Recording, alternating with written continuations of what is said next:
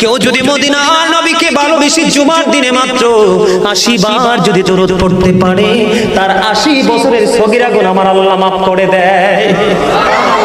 এত প্রেমময় খবর শোনালাম, এত আস্তে সুবহানাল্লাহ। আরে আরো জোরে বলেন না সুবহানাল্লাহ, আরেকটু মহব্বতে।